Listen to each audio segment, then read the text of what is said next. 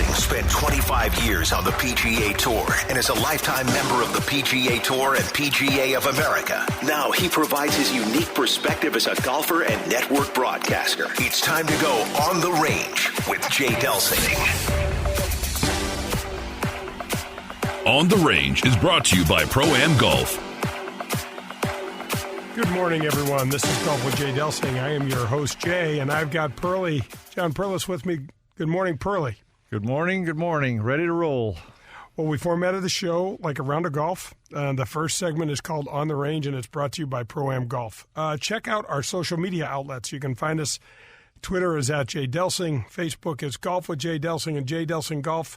LinkedIn is Jay Delsing, and Instagram is, go find it. All right, we want to thank our friends at Donahue Printing and Refinishing. These guys are friends of the show. They do great stuff for your home. You need some painting, they specialize in staircases. Man, you got to check them out at DonahuePainting.com. Okay, so Pearl, it's hard. Everything in the whole world is coronavirus. All right, so I thought we'd just mention it and then move on. So, do you want to say it once? No, you just did. We mentioned it. It's super important. Respectfully, it's super important, but we all heard a bunch about it, and let's have some fun talking about golf. Yeah, so absolutely. Want to mention just briefly all of the schedule ups and downs. I mean, it's impossible to not. The PGA Championship has now been postponed. There's talk about maybe a Masters happening in October. That'd be fun. It would really be fun. But one of the things that makes the U.S. Open so interesting is that been canceled or that's on the edge? Where does that stand now? I think it has definitely not been canceled. Okay. But what makes that interesting is the qualifiers start really, really soon for that. Mm-hmm. And, folks, right about half of the field is filled with qualifiers. See, I didn't know that. You said that when we were prepping. I don't know how I didn't know that. That's interesting as can be. Yeah, it's one of the oftentimes people will say, in terms of competition, the U.S. Open is one of the easier majors to win because there's so many good tour players left out. Because they didn't get in there. And other guys had a good week and got in, and they're not going to be able to compete on a U.S. Open, USGA event at the end of the day. That's right. That stage will become way too big for them. But one of the other things that you have to keep in mind, and you've been through this with me on some of the two-tier system of qualifying for the U.S. Open, there's a local qualification, which will be coming up very, very soon, where there'll be, probably what, Pearl, 120 players for what? 4 spots, 5 spots, 6 spots, something like that. Maybe a few more, but probably right in there. And then all of those will get pushed into the next sectional stage, and that's where it really makes it, where the numbers really get lousy. That's where I caddied for you at least one time for sure out of Fox Run. Yes. And remember, how many guys, was there like 80 in that thing or something for one spot or 2 spots? One in an alternate or something? For one spot, I think, And we got in a playoff, and I'd had some surgery earlier in the week, and I'm all bandaged up on my neck. It was about 165 degrees out there, if I remember. It wasn't that cool. And your wonderful mother walked every step of that 36 holes. Praying a rosary. Well, yeah. What else was she out there for crying out loud? Exactly. That got you over the hump because you qualified. That's what she told me. Guaranteed. She told you that in many ways throughout the whole day. For probably since as long as I can remember, Pearl. You have no idea. That's a whole nother show. So the U.S. Open is interesting. I also read an interesting statistic about the Olympics. With golf is now a part of the Olympics, an Olympic sport. If the Olympics don't go down in Japan, the country of Japan stands to lose 2% of their GDP. I mean, what's happening in the world and what's happened in the world over these last little while is just remarkable. Those Olympics are a crazy risk anyway. And there's always so much controversy around them in so many different ways, certainly the cost. And then now to have this thrown in the mix, it's remarkably, as they say, not that life is fair, it's unfair. Right, right. Yep. So much so. Okay, so That's enough. That's enough. And hopefully all those things, we get past that and we get to enjoy those things. And if we don't, we're all going to survive and be better for it at the end of the day. Yeah, absolutely. And we do know that some good things are going to come out of this. Maybe we don't exactly know what they are now, but they absolutely will. All right. So the Premier Golf League, wanted to bring that up to you, got a huge blow a while back when Brooks Koepka and John Rahm came out and said, nah. Well, I can remember how many years ago when Greg Norman was trying to, whatever they called that, the World Tour. Yeah, with Rupert Murdoch. And I can remember how controversial that was, and people were getting all anxious and stuff. And, I really like some of the answers of the guys because they're like, the Masters matters. This rotation matters. Our majors matter. Our fifth major matters. They like the tradition. And, of course, let's remember, too, those guys want to play those golf courses because they know those golf courses. They have a huge advantage that they've been playing them for 10, 15 years. They know they can kind of be in there. So there's some positives, but we're already doing enough world type of play anyway, is the way I look at it. There's no question. And remember this. The PGA Tour is where everyone wants to be. Yeah. The PGA Tour has treated these players and made their worlds. I mean, they could have been playing in my generation, and they could be winning all these tournaments and make, 1/15 the money they're making now. But they were throwing apparently major dollars at them, major guarantees and stuff in there. And you know what? Which I also kind of liked, what I thought was kind of getting ferreted out here. The guys were like, I don't care. First of all, these guys already have a lot of money. Right. And they want to be part of the legacy of what the history has already laid out. They start something new, and all of a sudden it's not compared to what Jack did, to what Arnie did, to what Sam did. It's kind of a new thing, and I just think it loses. I think it just seems so fake and not exciting to me. Wait a second, though. Whose records are going to mean what That's at the end point. of the day? If you fast forward to 20 years, let's say this Premier League did catch on for 5 years, they're going to be asterisks. That's not, Tiger's not going to play. Right. You're not going to lure him with money. He wants 83. I don't think they're that excited when they go down and play in Qatar and in the Middle East and stuff. Hey, it's fun. I'm sure they're enjoying it. They're making some money. But who's going to give up any of the other traditional types of things for that? And I don't think anybody. I got to give a plug to the St. Louis Junior Invitational at Norwood Hills. It's going to be run this year. Last year was their first year. It's something really, really fun for young ladies and young men, 14 to 18. It's going to be they are going to play it in June. And one of the things that's really cool is it's called the Bob Phillips Shining Light Player Scholarship. So any families out there that can't afford the travel, that need help, need some stipends and things like that, it's absolutely fantastic. These guys are going to help you out. There's players, I think, that have come in from 7 or 8 different states in the first year already. That's awesome. So, yeah, it's you can find them at stlgolfjr.com. And check them out. It's a cool thing. That sounds awesome. Those were few and far between when you and I were juniors as far as any type of invitationals, different tournaments. And it was so exciting to look forward to them. And this sounds like something. And what a great golf course to be able to come to as a junior. Yeah, absolutely. Well, that's going to wrap up the On the Range segment. Come back. Pearlie and I are going to go to the front nine, and we've got an interview with Tiger Woods' caddy, Joe LaCava. Not just Tiger's caddy. This is a historic caddy, this guy. He also worked for Fred Couples for 20 years. He also worked for Dustin Johnson for a little bit. Yeah, a lot of neat stuff. Come back. This is Dan McLaughlin, TV voice of the Cardinals. St. Louis is one of the best sports cities in the country. We also have a tremendous history of supporting professional golf. We're excited to bring professional golf back to St. Louis with the inaugural Ascension Charity Classic, September 28th through October 4th at beautiful Norwood Hills Country Club. Legends like Ernie Els, Fred Couples, Jim Furyk, Steve Stricker, and many more will be in St. Louis. For tickets and sponsorship information, head to AscensionCharityClassic.com. That's AscensionCharityClassic.com. Are you tired of forking out the big money, all those dollars on golf balls? Well, we finally have an option for you. Let us introduce you to Sniper brand golf balls. This brand new product is a Surlyn-covered ball that is just great to play. It's long off the driver, it's accurate with the irons, and Importantly, it's soft around the green. And you know what the best part is? It's just $23.99 for a dozen. That's right, $23.99, and a portion of every sale goes back to a military or law enforcement agency. Find Sniper Brand online at thesniperbrand.com. Plus, you can follow them on Facebook, Instagram, and check out their entire line of golf products on their website, thesniperbrand.com. And don't forget to check out the Sniper Brand logo. You're going to love it.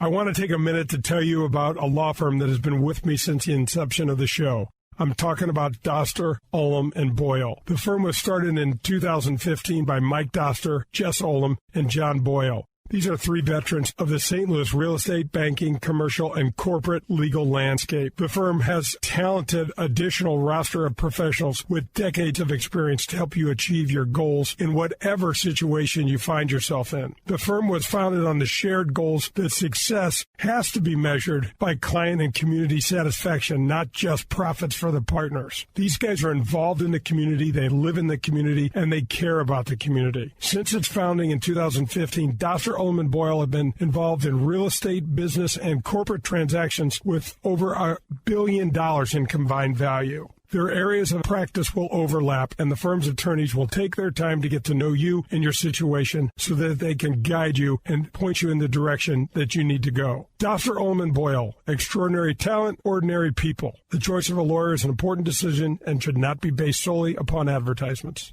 How is the relationship with your bank? Does it meet your expectations for what a bank should be? Are they a partner for you and your business, providing value beyond the products and services offered? Or is it just a holding place for your money? At St. Louis Bank, we want to be your banking partner. We believe in being more for you and your business than a placeholder for your money. Our team works to understand you so we can provide the ideal products and services for you and your business. And we're always just a call, text, or email away to provide the banking advice that you need. Because at St. Louis Bank, we know when you succeed, we all succeed. Isn't it time you get the banking partner you deserve? St. Louis Bank, let's move your business forward together. Find us online at stlouisbank.com. Connect with us on LinkedIn or call at 314-851-6200. Grab your clubs. We're heading to the front nine on Golf with Jay Delsing. The Front Nine is brought to you by the Ascension Charity Golf Classic. Welcome back. This is Golf with Jay Delsing. I'm your host, Jay. I got Pearlie with me, and we are going to the front nine. But not before we talk and thank Whitmore Country Club for being our sponsor in their second year of sponsoring the Golf with Jay Delsing show. And if your family is looking for a club to join, you've got to consider Whitmore Country Club. There's 90 holes of golf at Whitmore. You get access to the Missouri Bluffs, the Links of Dardenne, and the Golf Club of Wentzville, and there are no cart fees associated with this membership at all. They've got great facilities for your kids. Pool. They've got swim teams. They've got a kids club. You can drop your children off at night.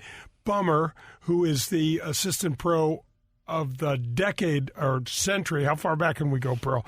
Millennium. No, actually, you got to go in and see our buddy Bummer in the golf shop. It's the right time of year, too, because it's the time to get out there and it's the time to join a place like that because get the whole season under your belt. Yeah, absolutely. He is fantastic. And that staff out there is terrific. They run skins games, husband-wife tournaments, women's events, anything you can imagine. They've got it at Whitmore Country Club. You can call them at 636-926-9622. All right. We got Joe LaCava, folks. Joe is super caddy. Caddied for Fred Couples for 20-plus years. Won the Masters with Fred Couples. And now he caddies for one Tiger Woods. Let's go to that interview. You're up in Connecticut, and as we're speaking, my favorite golfer, and I know yours is, it's just not feeling very good. Give us a little bit of update on how Tiger's doing. You know, he's as he calls it, the new norm. He's going to have good days and bad days, probably good weeks and bad weeks going forward. I kind of lived it with Fred Couples through his back pains and aches. It's just one of those things where sometimes, like you said, you feel pretty decent. You wake up, you feel pretty good. You're swinging pretty good at it. And other days you wake up, you're a little stiff, a little sore.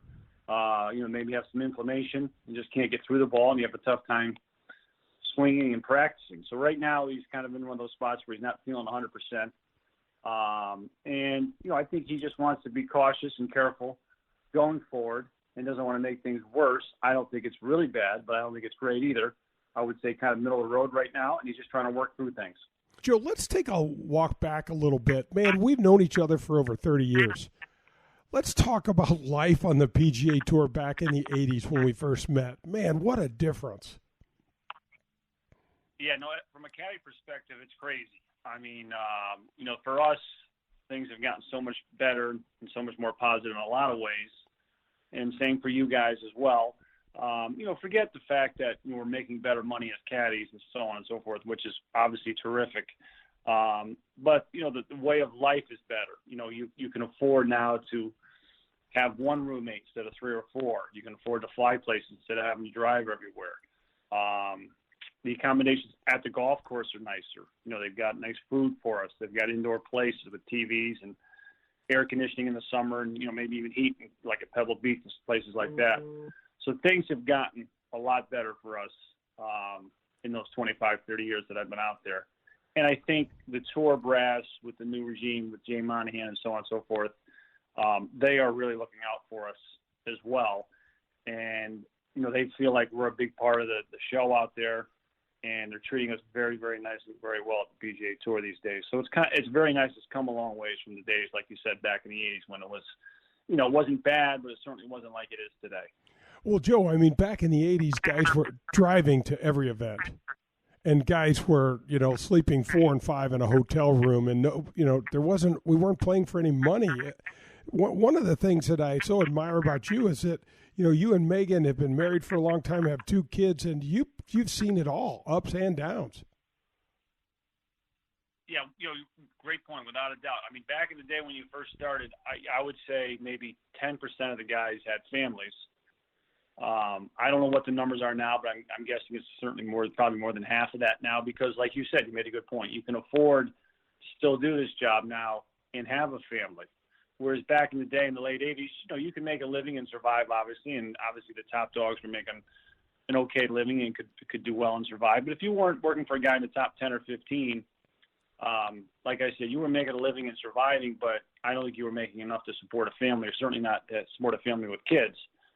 Nowadays, the tour, with Tiger coming along, the purse is going up. He's allowed us to make a great living and to also have a family while we do this on the road. So that, in that respect, it's tremendous for guys like me that do have kids and family. So, Joe, take us back to who was the first bag that you had on the PGA Tour? What was that like? My first bag was Ken Green, Tournament of Champions, 1987. That was my first full-time gig, and had a great run with Ken. We had 3 years together. He ended up winning, I think, three events on the tour, actually back-to-back in 88. And then he won another one in 89, and he won a big tournament in Japan. So it was a great 3-year run for him and for us together. And he always gave me my start, and kind of, I learned the ropes through him, and always be grateful for that start for sure. I always had a soft spot for Greeny. I remember coming to, I think, Danbury. Was he? And he had an event there. We raised some money for a local charity. That's the first time that I ever got to hang out with you a little bit. And people don't realize what a good player Ken Green was back in the day. Ryder Cup player, and he was a little crazy, but absolutely fearless. Very fearless. Very, very good player. Great short game. And like you mentioned, 1988, he actually won twice that year, which, back then that was a big deal. I mean, guys do it kind of regularly now, but back then if you won 2 or 3 times, you were pretty close to winning the money list and player of the year kind of thing. He won back-to-back events for 2 wins, and he actually lost 2 others in playoffs. So it could have been, an incredible year, like I said, especially for back then when guys didn't win more than 2 or 3 times in 1 year. And yes, fearless, I would say, is a great adjective for Ken Green. He won. I'm not sure how many won. I think he won 5 times in his career. But if he was ever up there, you knew he was going to, give it his all to close the deal and get everything he had. He was not going to back down from anyone. No, he only knew the gas. He did not know where the brake was. Right. Exactly. Good point. Exactly. So Joey, talk about how you got hooked up with Fred, and what a great run you had with Fred. Yeah, no, I mean, I love him like a brother, over 20 years together. At the end of 89, Ken decided to bring his brother out, who was out of work at the time. And his brother was a little bit older than me and had a wife and a couple of kids, so I respected the heck out of that fact that he wanted to take care of his brother. So we split But Ken didn't figure this out until Disney tournament, which was the last tournament of the year, and back then, this is 1989. And so when he told me that week, I was bummed for sure and frustrated. And so the first name that popped into my mind was, Fred Couples, because knowing earlier that year, Fred and his caddy had split, and Fred was trying different guys throughout the rest of that season, the second half of '89, in the hopes of hiring someone full-time for the following year. Now, obviously, I didn't get that chance because I was working for Ken at the time and everything was going very well. But I approached Fred regardless. I can't remember which day it was, earlier in the week, and I mentioned to him that I was looking for work for the following year, starting in 1990. And he gave me the old, the token, all right, give me a call over the winter kind of thing. And so I had his number, and I called him, I want to say maybe Thanksgiving time, and left a message, didn't hear back. Then I called him again mid-December, nothing back. And then finally I called him around Christmas time, and I said, look, you don't have to feel bad about telling me no if you don't want any part of me or hired someone. I just kind of got to figure out where I'm going with this. I haven't really pursued anything else. And obviously this is back in 1989, so there's no texting. There's not even any cell phones, so you can't get a hold of guys in the off season. Did we even have email then, Joe? I don't even think there was email back then. Or if there was, I didn't have it. I mean, I didn't either. I still don't own a computer. That's fantastic. So anyways, he finally gave me a call back, which was great, and he gave me a 4-week shot. He said, all right, let's do the West Coast. I played 4 events. And, fortunate enough for me, those are some of his favorite events. He started at the Bob Hope where he actually lives and was familiar with the golf courses. And he played Phoenix, San Diego, and L.A. And I think he had 3 top 10s. I know he had a win, but he had 3 top 10s, and he won L.A., which I didn't know at the time was one of his favorite golf courses of all time. He shot 62 on that Saturday and went on to win the tournament. This is 1990. So, 4 great tournaments, which certainly had nothing to do with me working for him. It's just the fact that he was a heck of a player, and those were some of his favorite events. And to this day, I'm not sure he ever officially told me I was hired. I remember he just wrote me a check and said, I'll see you in Miami. So I didn't ask any questions. I figured I'd got the job. I don't know, or at least I got through Miami. And then that lasted 21 years, crazy enough. And like I said, we became extremely good friends. I went to his wedding. I went to his 40th, surprise birthday party. He was kind enough to come up to Connecticut for my wedding. So great with my family and my kids. An incredible 21 years. We won a lot of tournaments, contended a lot, made a lot of cuts. But more importantly, we got along great, and he treated me, like family almost versus, like I'm his employee and caddy. It was terrific. Well, Joe, not all those relationships go like that, as we know, and that says a lot to you. The other thing that I wanted to talk about is what give our listeners some sort of special story or something that just you'll never forget about working for Fred, because I've just the level of golf that you've seen is remarkable. Yeah, no, I mean, I think what people always say to me is he great a guy as he seems on TV? He seems so cool and not flustered, this, that, and the other thing. The thing for me that always sticks out in the back of my mind is how well and how nice he treated my kids when he'd come through. Like when the playoffs first started, you'd play the first leg, which was in New York, and they go up to Boston, which wasn't until Friday starts. We had a couple days to kill, and he'd come up here and he'd hang out with the kids, play catch with the kids, hit balls with the kids, baseball and softball they were into at the time. Maybe we'd go to the local golf course and we'd have 2 or 3 groups, and he'd yuck it up and hang out with all my guys playing golf. And he doesn't ever come across as an icon or a superstar in the sport. He was just one of the guys, and everyone loves that about him. Just like I said, a regular guy, no airs about him, even though he's a Masters champion and a Hall of Fame golfer and so on and so forth. So that to me, I always speak highly of him for those reasons. And he still texts my kids and my wife to this day on a fairly regular basis. And he's just one of those guys that's just a great, great guy. And I think, people realize that, but I think if they could see the other side of him, how he is with kids and people and how he interacts with people, it's just terrific. Yeah, that is an awesome thing to know. So, Joe, tell us about, you were on the bag for the 92 Masters. Right. How in the hell did his ball stay up on number 12 when he hit it short and right of the green? Heck of a question, Jay. I think I tell people it is. It's a great question. I think I tell people the same thing I said. Fred very rarely mishit shots. And, he stuck this one in the ground a little bit for him, which, isn't much of a miss hit because he hits it so darn solid. I think the bigger break, or not miracle, but the bigger break was the fact that on that line it carried as far as it did because, like I said, he didn't hit it very well and kind of stuck in the ground. And as you know, when you stick in the ground, a little high riser to the right that doesn't travel very far. So the fact that it carried the water, I thought, was just as big a deal as the fact that it didn't roll back into the creek. I guess the story goes, we had some storms there Saturday afternoon, and we actually finished Saturday's round on Sunday morning. And they got a pretty good storm on Saturday afternoon. So obviously the bank was kind of wet and muddy, and I think the fact that the ball hit soft was part of it. I also heard after the fact that, as legend goes, I don't know if this for a fact or not, but I heard they were out there trying to mow the bank on Sunday morning before the fourth round, and I guess it was so slippery that they called the guys off from mowing the bank because they didn't want anybody to get hurt or injured, and maybe that had something to do with it. But I think it was just more the softness, and I think, good guys deserve a break here and there, and I think that was it more than anything. Fred's a heck of a good guy, and he deserved a break and got a break there. And then, on Tuesday or Monday, that chip is very routine. Not so much on Sunday afternoon, but the fact that he hit it up there about 8-10 inches was awesome, too. People don't realize he did that as well. That's going to wrap up the front nine. But come back, we've got more of that, and you'll hear it on the back nine. It's Golf with Jay Delsing.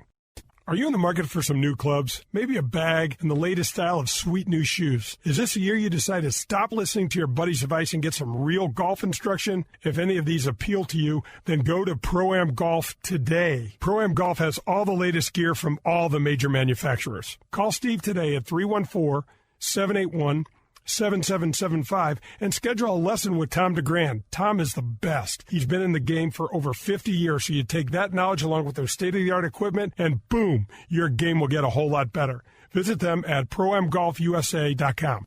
USA Mortgage is doing it again. Joe Sheezer and his staff have lowered rates again this month, and they will waive closing costs if you want to refinance to get cash out, lower your rate, shorten your term, or eliminate that costly, unnecessary mortgage insurance. If you are purchasing a property, they can issue a pre-approval letter within minutes. They are the largest mortgage company in the state of Missouri, and their volume allows them to quote the lowest rates. Don't waste your time with the national online brokers. USA Mortgage is employee-owned and operated right here in St. Louis. USA Mortgage has closed over $500 million in loans in nearly 30 years in the business, and over $2 million alone to Delsing's. Everyone is looking for the extra edge, and Jay Delsing is digging deep to find it. It's The Leading Edge on Golf with Jay Delsing. With me this morning is Dr. Eric Naputi. Doc, tell our listeners a little bit about the Naputi Wellness Centers here in St. Louis. Well, like you said, I'm Dr. Eric Naputi. We created the Naputi Wellness Centers years ago. And, Jay, I'll tell you, we created it out of frustration. And this is what the frustration we had. I'm an ex-athlete. I played football, baseball, basketball guy, played all these stuff in high school, played football in college.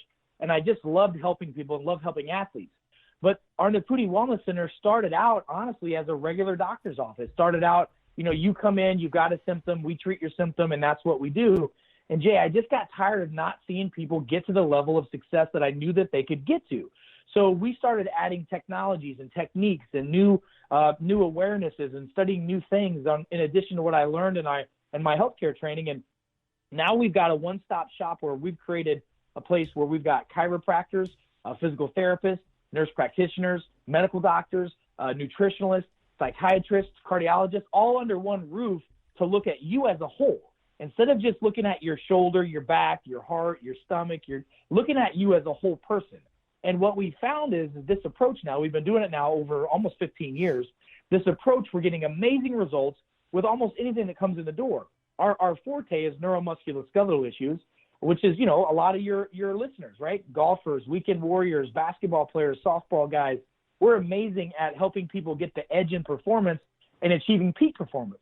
But since we have all these different providers, we're also a primary care provider place where we can help folks with, why the cause they have heartburn, why do they have high blood pressure, why do they have high cholesterol, why do they have pain, once we started asking the questions why, and then started digging into this and doing our own research, we've been able to help people with those problems, help them get off medications, and help them live a happier, healthier quality life. So that's what we do at the Naputi Wellness Center. We're cause-based care, not just treating the symptoms. And, Doc, I love the fact that you're trying to get people off the meds.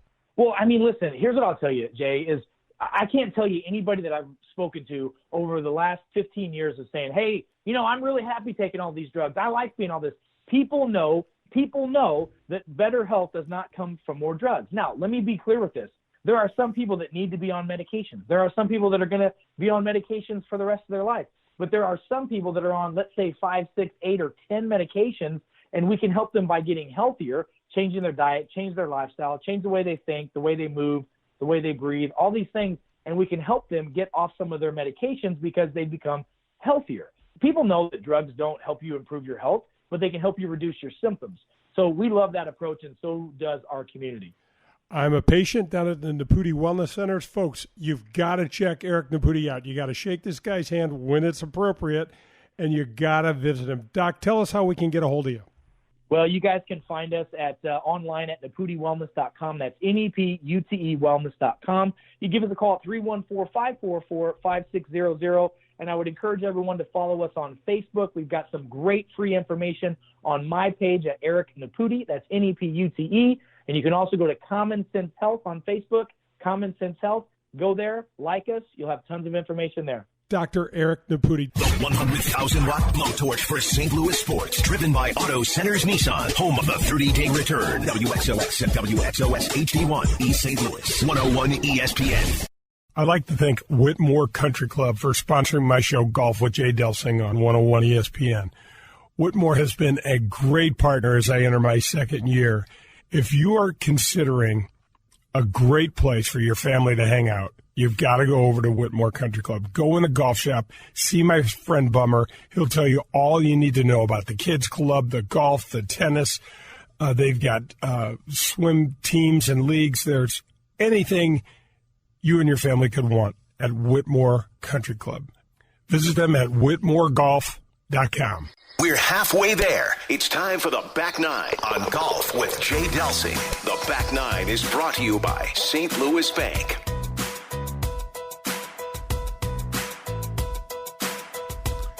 Welcome back. It's Golf with Jay Delsing. Jay and John are here, and let's just jump right back into the Joe LaCava interview.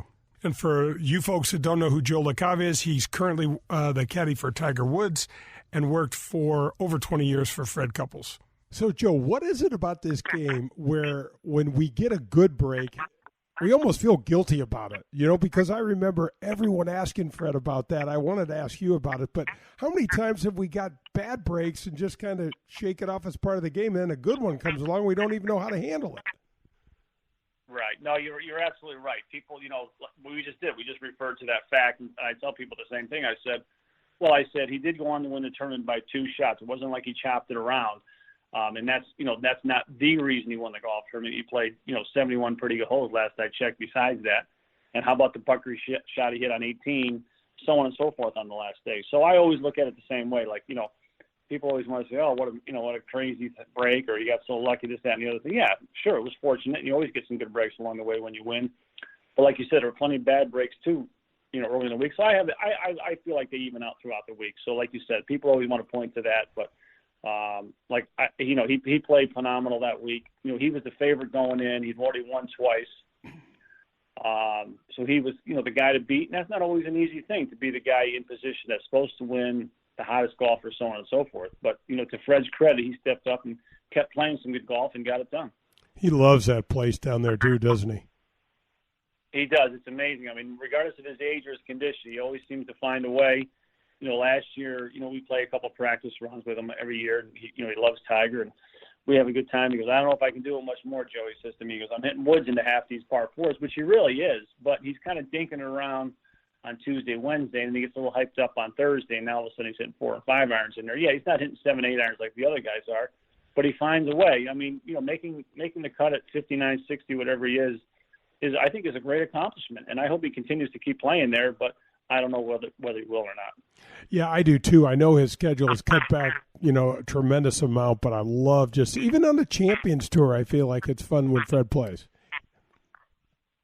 Well, no doubt. I mean, and again, it's easy for me to sit here and say because he treated me well and I worked for the guy for 21 years. But it's the tour's not the same. And the guys I think out there will tell you the same thing. It's not the same if Fred's not playing. So I think he does do a lot for that tour as well, for sure. All right. So, Joe, after you stopped working for Fred, you switched gears and went over to DJ for, almost 4 years, I think. Yeah, well, what happened was Fred had been trying to get rid of me for years. Basically, from the time he turned 45 and his back was no good, he says, you need to move on. He goes, I'm not going to fire you because I love you, but, you got to do something here. And so, I always felt, I loved working for the guy, and he was still competitive in his 40s. Yeah, he isn't going to win as much or as often, kind of in no man's land. So we got through that period, and then he turned 50, and we went on the senior tour together, and he won 4 times the first year. And I think on that tour, if you got a guy that can win 4 or 5 times, you can survive and make a living. And I enjoyed it out there. It was fun. We had a good time. It was, relaxing, but it was still competitive. And so about a quarter of the way into his second year on the senior tour, David Winkle came calling, who is the agent for Dustin Johnson, and he said that Dustin and his caddy had split. He heard Fred was going to take a month off due to back issues. Would you be interested in working a couple of weeks for DJ? And I said, sure, of course I would. I mean, kidding me? The kid's got all sorts of talent. Seems like a great guy. I didn't really know him that well, but I would love to. So one weekend, DJ was kind enough to offer me the job full time. I took it. Fred understood. Fred was quite happy for me, actually. That was not an easy decision because, like I said, I never wanted to not work for Fred or hang with Fred. But anyways, it was time to move on, and I did. And then it wasn't 4 years. I started working for Dustin at TPC, which I think then was back in May, and I worked through the end of the year. So it was only about 7-8 months that I worked for DJ. Oh, okay. Yeah, but I did love my time with him. He won a tournament. He won one of the playoff events, the Barclays, and he almost won the British Open. He played very, very well. Same thing, kind of like Fred. We were starting to get close and tight. Treated my family great when they came out. And then Tiger came calling at the end of that year, and so that's when I hooked up with Tiger.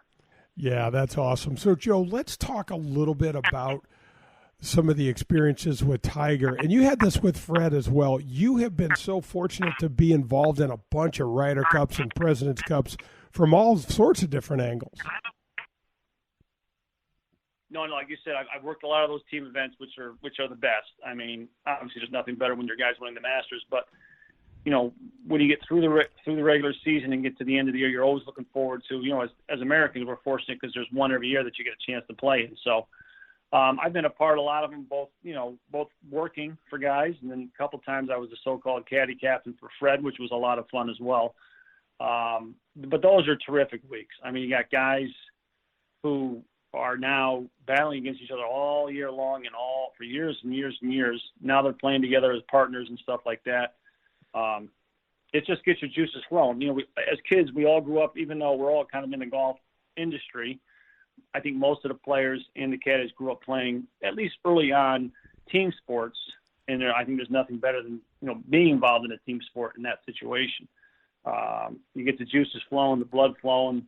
I mean, the easiest one to go back to it's the earliest one is this past President's Cup when Tiger played so well with JT and played well individually, and then obviously that circumstance where he's the captain as well as the player, and to come out on top after me behind going into Sunday was a pretty cool feeling and a neat experience for sure. Well, Fred, I just had Paul Tesori on a couple of weeks ago, and he caddies for Webb Simpson, and he talked about the significance of having someone like you in the caddy room. Because people don't understand, caddies get nervous too, and if your player senses a caddy being nervous, it's not a good thing. Yeah, no, I mean, it's like I said, Jimmy Johnson been around. We had a lot of guys at this past President's Cup and even the Ryder Cup in France with a lot of experience. And, the younger guys will talk to you and ask you certain questions. But, we keep it pretty loose in the locker room. We're hanging out, we're roughing people up, we're having fun, telling some jokes, maybe playing some cards, playing some ping pong, whatever it is. So you just try to stay loose, but yet you want to be intense and do all your work. And these young kids all work very, very hard. and have all their stuff together and all their notes together, and they're doing a terrific job for these younger guys that are going to, carry it forward. But like I said, at the same time, you try to be relaxed in there, and you don't want guys being too amped up or too nervous, player or caddy, because you want to stay loose on the golf course and do what you're capable of doing. But it's been great for me to be around some of these younger kids at some of these events. It's been a lot of fun. Yeah, Joe, it's interesting that Paul talked about what it was like in that room and how important it was for, he felt like he was kind of a middle level in terms of experience with Webb, and you and Jimmy were more senior guys, and then there were younger guys that had never been in there before. It's just like the players, you get rookies, you get veterans, you get kind of middle of the road guys, and everybody in those team events, it's nice, as you mentioned, you're trying to beat everybody's brains in, 51 weeks of the year, and then you get to be teammates this 1 week of the year. For sure. I mean, it's like I said, it's nice, not having to beat Justin Thomas. Instead, now we get to watch him make a bunch of birdies for us and win as a team.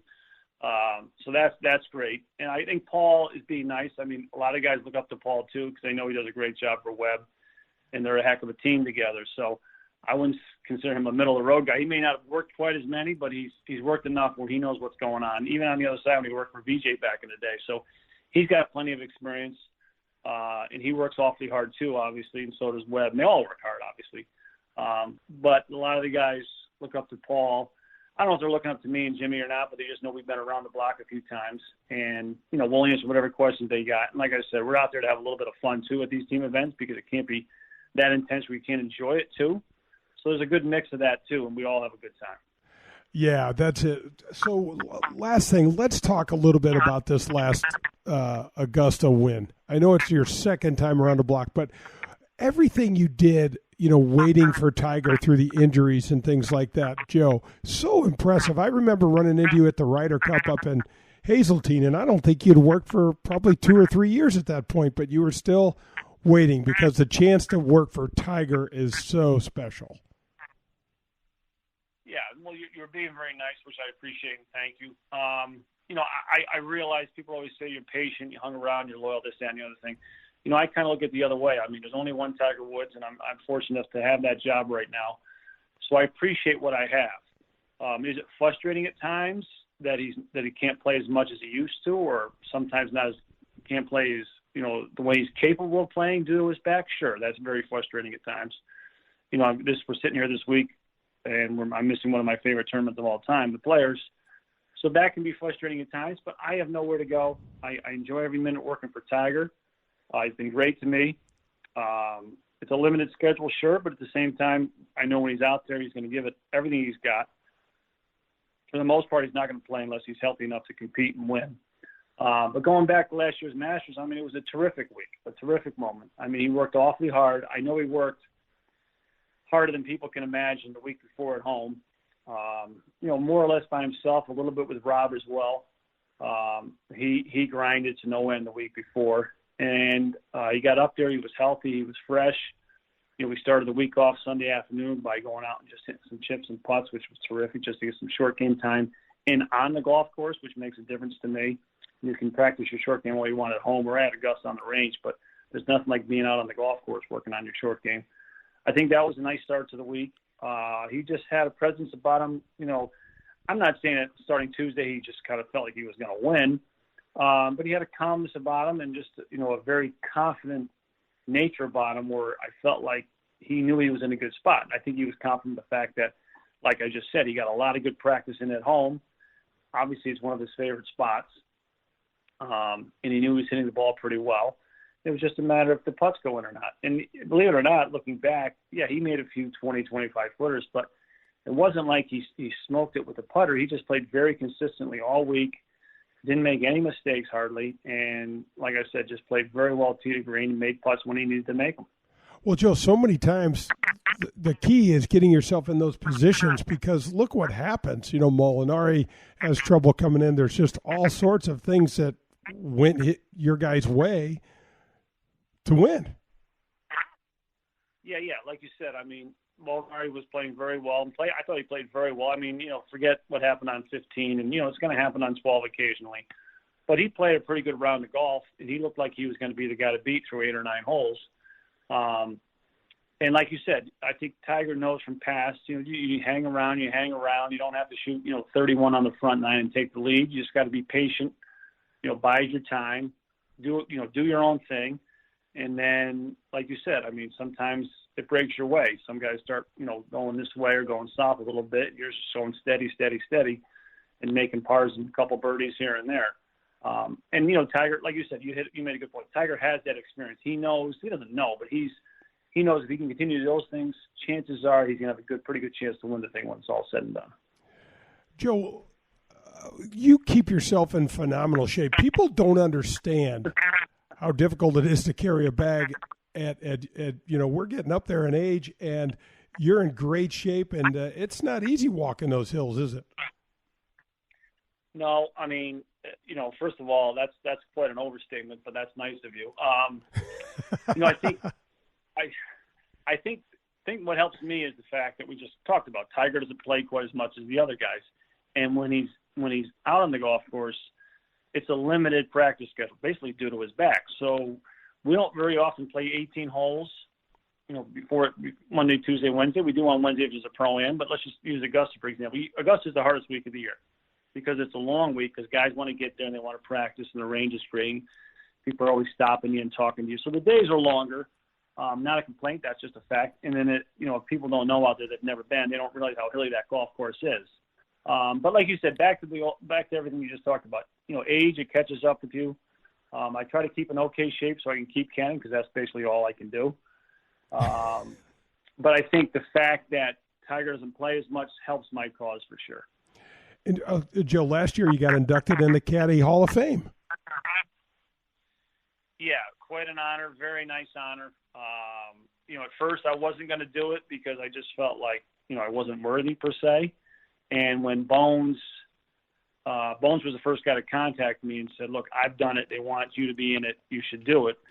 And I was very hesitant, so I called him back, and he goes, no, if they ask you, that's something you need to do, which I thought was a great recognition, and I tell people the same thing.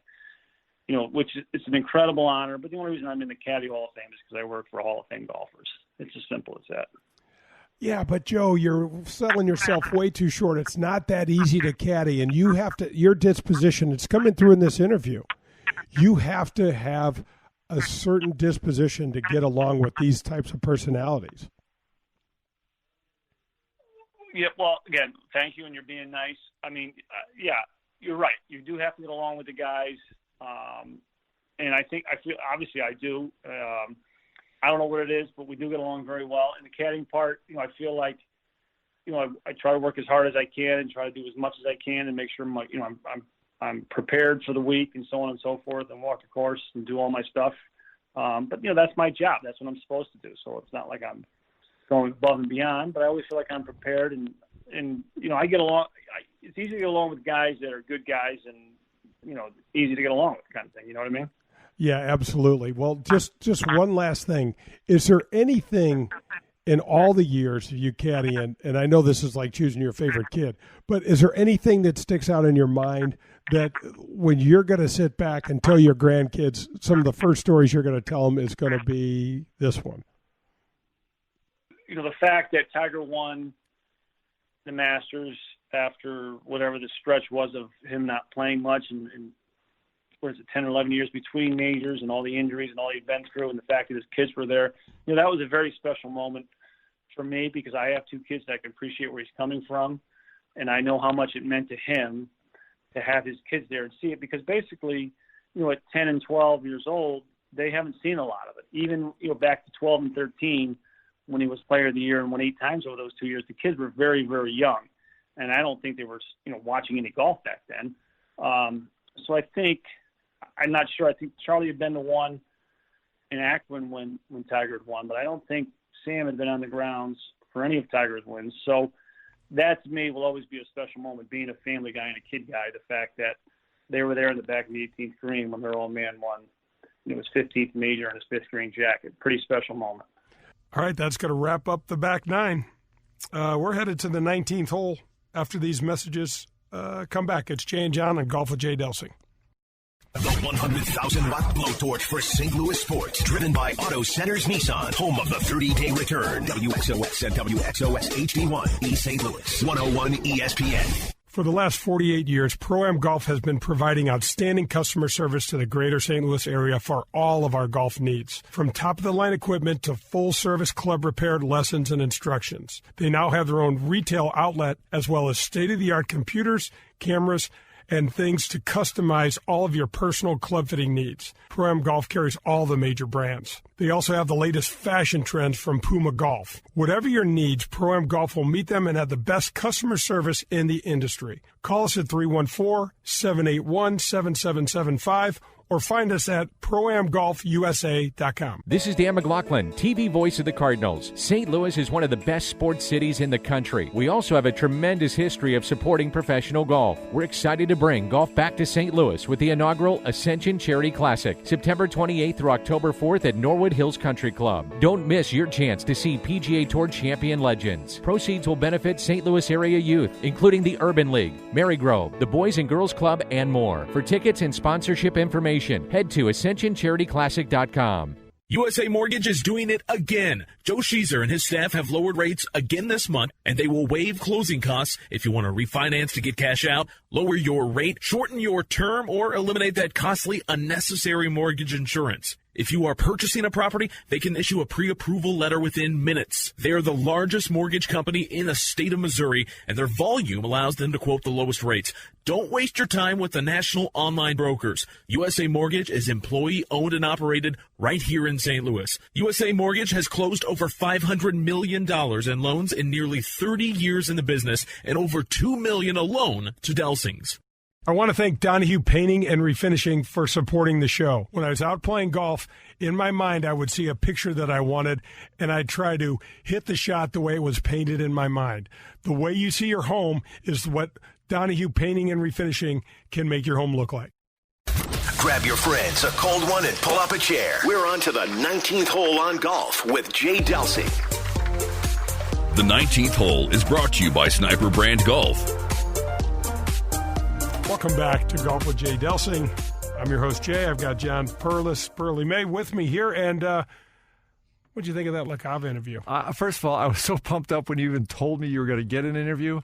I thought the interview was absolutely fantastic. I think for me, you could have gone another hour with asking questions and stuff. I'm pumped. I'm pumped to talk about it. You know, he's a really what struck me is how humble he is. You know, and I kept talking to him about, you know, the Caddie Hall of Fame, all of these things. He's like, I didn't even want to go in. You know, I didn't want to say anything. I didn't feel like it was me. I had great players. But it's really, you know what, it's really not the case. I mean, there's, other than you, there's tremendous value for caddies out there. I knew that was coming. So, you know, when I work with companies, one of the things we work on is having values for them to live by. You know, I wrote down from Joe from that interview, calm, sincere, humble, and experienced. I mean, that right there is kind of says to me, this is what the perfect caddy makeup is. Just the way he handled that.